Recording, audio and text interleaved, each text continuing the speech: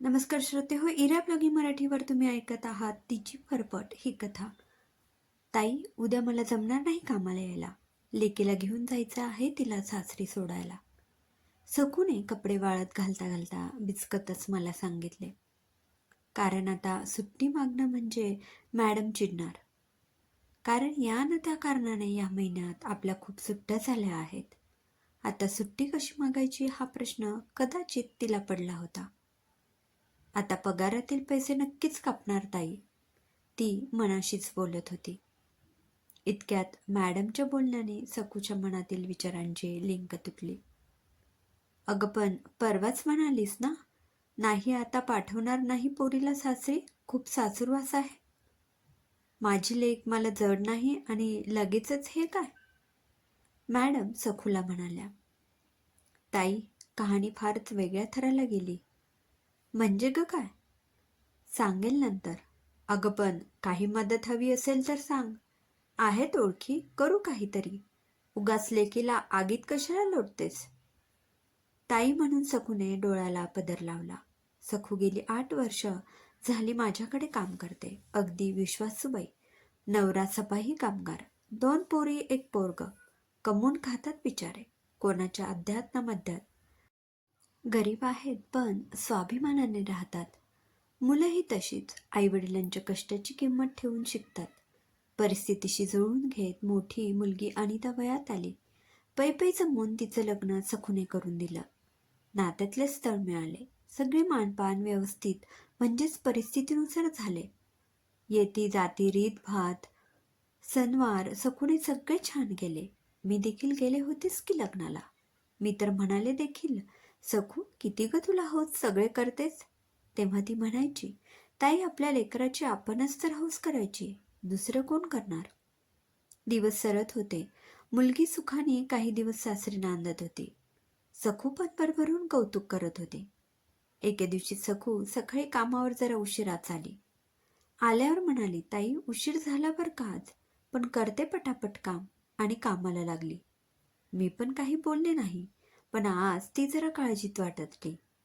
मी विचारले, अगं काय झालं ग, काही प्रॉब्लेम, सगळं ठीक आहे ना? नाही ताई, ते आपले नेहमीचेच. हातातलं काम हातावेगळं करत ती बोलली. म्हणजे? परत माझा सांशक प्रश्न. ताई सगळी कामं आवरल्यावर बोलू नंतर, उगाच कामाला उशीर होतो. तशी ती कामाच्या बाबतीत खूप सिरियस असायची. हाती घेतलेलं काम पूर्ण करायची. मोजून मापून काम तिने कधीच केले नाही. मुख्य काम सोडून टिवल्या बावल्या करणं, मोजून मापून काम करणं तिच्या स्वभावात नव्हते. हातासरशी तिची नसलेली कामं देखील ती उरकून टाकायची. उगाच फाजील बडबड ती करायची नाही. त्यामुळे तिला माझ्याकडे काम नाही अशी म्हणायची वेळ तिच्यावर यायचीच नाही. तिच्या या स्वभावामुळे तिने घातलेल्या अटीमुळे मला थांबून राहणे क्रमप्रामात्र होते. त्यामुळे माझी उत्सुकता मात्र ताणून राहिली. सकूची सगळी कामे व्यवस्थित झाल्यावर गरमागरम पराठा आणि चहा तिच्या पुढ्यात मी चरकवला आणि म्हणाले, बोल आता. सखूने आपली सगळी कामे उरकून चहा आणि पराठा खात आपली कर्मकहाणी सांगायला सुरुवात केली. ताई तुमच्याकडे कधीची मी काम करते. मी कशी काय माझं घरदार पोरं समद तुम्हासनी माहिती, हो ना? हो, मग सगळे माहिती आहे मला. काय झाले? मी विचारले. ताई लेकराला आणि त्याला सासूनं घालून दिलं हो. काय? मी क्षणभर चिंतित. काय झाले अचानक? असं कसं? हो ताई, तिची सासू म्हणाली, वाईट चालीची आहे तुमची लेक. काय? माझ्या हातातले दुधाचं पातेलं सटकलं. बाप रे, एवढी गुणाची पोर ती, कधी मान वर नाही तिची. झाले तरी काय? ताई, बाय साहेबांच्या खोलीचं दार लोटून घ्या, बोलते मी. मी जाऊन श्रीकांतच्या रूमचं दार बाहेरून ओढून घेतले. तशी सखू बोलू लागली. ताई आणि त्याला दिवस गेलेत. बाप रे, अगं तिचं वय काय? लग्न होऊन 6 महिने पण नाही झाले, लगेचच हे काय लचाट? तेच तर ताई, इथंच तर सगळे घोडं पेंड खात आहे.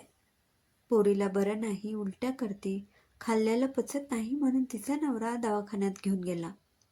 वाटले काय बाय खाल्ले असेल, पचलं नसेल. हवा पाणी गरमी हाय का बघावं, डॉक्टरांनी तपासले. तिची सासूबाई बरोबर गेली होती. डॉक्टरांनी पाळी कधी आलं काय सगळं विचारलं. लेकरानं समद खरं सांगितलं. तर ताई आणि त्याची सासू दवाखान्यातच गरजली. पोर लग्नानंतर बाजूला बसलीच नाही म्हणजे माहेरहून पाप घेऊन आली. माझ्या पोराच्या गळ्यात मारली. पोर तिथंच बेशुद्ध झाली हो. पोरगी बाजूला बसलीच नाही. लगेच तिला दिवस राहिले तर आता सासू म्हणते हे कसं शक्य आहे. कोणाचे तरी पाप आमच्या गळ्यात मारते, आमचे नाहीच. आम्हाला फोन केला, पोरीला बरे नाही, घेऊन जा. पोरगीची तब्येत बरी नाही म्हणून काल तिचा बा तिला घेऊन आला. आता नवरा हात वर करतोय आणि सासूबी म्हणते तुमचे पाप तुम्हीच निस्तारा. काय करू सांगा मी आता ताई. मी चुन्न झाले. तिला काय समजवायचं मला काहीच सुचत नव्हते. शेवटी इकडचे तिकडचे बोलून सखू काम आटपून घरी गेली. माझ्या मनात मात्र तोच विषय घोळत होता. त्या निष्पाप पोरीवर लागलेला कलंक कसा धुवून काढायचा. श्रीकांतची या विषयावर थोडे बोलले. तो म्हणाला सोड ग अनु, तू कशाला विचार करतेस. त्यांचे ते बघतील. त्यांची विचारांची पातळी तेवढीच.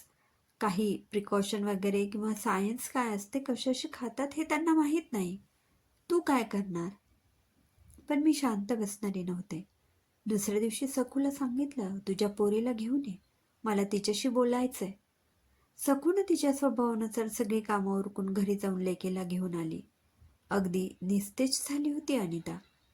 खेळण्या बागडण्याचं वय तिचं पण अगदी कोमेजून गेली होती. तिला माझ्याजवळ बसवले. काय खायचं विचारले. नको ताई, काही नको. पण आग्रह केला तेव्हा तयार झाली. गरमागरम उपमा हवा म्हणाली. छान उपमा केला. सखू तिच्या कामाला लागली. सखू माझ्याकडे अनिता सुपूर्त करून शेजारी कामाला गेली. सखू आसपास नाही याचा कानोसा घेत मी आणि त्याला बोलते केले. ती घाबरली होती. मी तिला विश्वासात घेतले. तू बोलली नाहीस तर काही होणार नाही. काय ते बोल. तुझ्या पोटातलं बाळ आणि तुझं आयुष्य दोन्हीचाही प्रश्न आहे. जर तू बोललीस तर परिस्थिती समजेल आणि मार्ग निघेल. तिला थोडा दिलासा मिळाला आणि मग अनिता बोलू लागली. अनिताने आधी पोटभर रडून घेतले. मी देखील तिला मनमोकळे रडू दिले. मग तिनं बोलायला सुरुवात केली. ताई, लग्नाच्या आधीच 10-12 दिवस मला माझी पाळी आली होती. पुढे सगळे त्यांच्या मर्जीनेच. तो कसाही नवरा. घरात कोणी नसले की मला नुसता ओरबडतो. सासू म्हणते गुमांस असायचे. बाईचा जन्म त्याच्यासाठीच असतो. नवरा दे म्हणेल की द्यायचे. कधी, किती वेळा, का हे विचारायचं नाही असे बोलते आणि फिदी निर्लज्जपणे हसते. ताई किळस येते सगळ्यांची. आईला नका बोलू हे सगळं, कारण ती दुखावली जाईल. ती काळजी करेल. कारण आईबाबांनी दोघांनी खूप सोसले आहे. या सगळ्यात मी काहीच करू शकत नाही. आता या नवऱ्याला स्कूटर हवी माझ्या बापाकडून. कोठून देणार ते. आजवर खूप दिलाय आनंदात. तुम्हाला माहीतच आहे. ताई ऐपतीपेक्षा जास्त केले आहे. माझ्या आईबापांनी कुठेच कमी पडले नाहीत. आता मला हे दिवस राहिलेत तर ताई हा नवरा म्हणतो तू कुठेतरी लग्नाआधी शेण खाल्लेस. लगेच कोणाला दिवस राहतात का, हे असे थोडेच होतं. आता माहेरी खप म्हणून सांगतोय. स्कूटर घेऊन ये, नाहीतर तुझं पाप आमच्या माथी नको मारू. या प्रश्नाचे उत्तर माझ्याकडे नाही. वर मला धमकावतोय. नीट लक्ष देऊन ऐक. हे तुझ्या बापाला सांग. मला स्कूटर हवी आहे कामावर जायला. ताई आता काय बोलणार. अजून काय हवे आहे यांना. सतत काहीतरी मागणी असतेच. आईला मी फोन करत नाही. त्यांनी केलेली मागणी सांगत नाही म्हणून हे असले गलिच्छ आरोप माझ्यावर करतायत. काय करू मी. ताई पोटातला अंकुर त्याचाच आहे. पण हा का मानत नाही. तो चक्क धमकावतोय मला. आता मलाच आवाज उठवायचा आहे. फक्त मला मदत हवी आहे. ती फक्त हिंमत देणाऱ्या, उभारी देणाऱ्या मनांची. आडून वार करण्यापेक्षा समोरून वार मलाच करायचाय. ताई पण आई बाबा घाबरतात. म्हणतात नातेवाईकात इज्जत जाईल. कसली आली हो इज्जत. कोण हे नातेवाईक. फक्त फुक्के झोडायला येतात. संकट समय कड्या किल्प लावून बोट दाखवत तमाशा बघतात. ताई आता मी आवाज उठवणार आणि स्वतःच्या हिमतीवर पोटातला गर्भ मी वाढवणार आणि त्याला जन्म देणार. समाजात मानाने त्याला नाव देणार आणि स्पष्ट सांगते माझा हुंडाबळी नक्कीच होणार नाही. तो मी होऊ देणार नाही. फक्त आशीर्वाद आणि हिंमत हवी आहे. कराल मला मदत ताई? म्हणूनच तुम्ही आईकडे निरोप धाडल्याबरोबर मी आले आणि सगळी गरळ ओकले. सकू तिच्या कामावरून परत आली होती. दाराआडून माझ्यातला आणि अनितामधला संवाद ऐकत होती. आपली लेक एवढी मोठी झाली. सगळे दुःख एकटीच सहन करत बसली होती. एक अवाक्षर बोलली नाही. आता आपण आपल्या लेकीचं हित पाहायचं. आपला समाज गेला उडत. लगबगीने आत गेली आणि त्याला घट्ट मिठीत घेत म्हणाली, वाय नको काळजी करू, आम्ही आहोत तुझ्याबरोबर. उचल पाऊल, तुला आता भीती कुणाची? आजपर्यंत तू आमच्या प्रेमापोटी आपल्या जीवाची फरफट करून घेतलीस. वय तुझं केवढे, आभाळा एवढे सोसलेस. आता थांबवते मीच या दोन जीवाची फरफट, म्हणत सकूनं आणि त्याला जवळ घेतलं आणि अश्रूला वाट मोकळी करून दिली. मी मात्र आज खुश होते, कारण एका कोवळ्या जीवाची फरफट वाचवण्यात मी यशस्वी झाले होते. समाप्त. लेखिका सौ उज्ज्वला रवींद्र रहाणे. श्रोते हो, कशी वाटली ही कथा कमेंटमध्ये नक्की कळवा. पुन्हा भेटूया एका नवीन कथेत. धन्यवाद.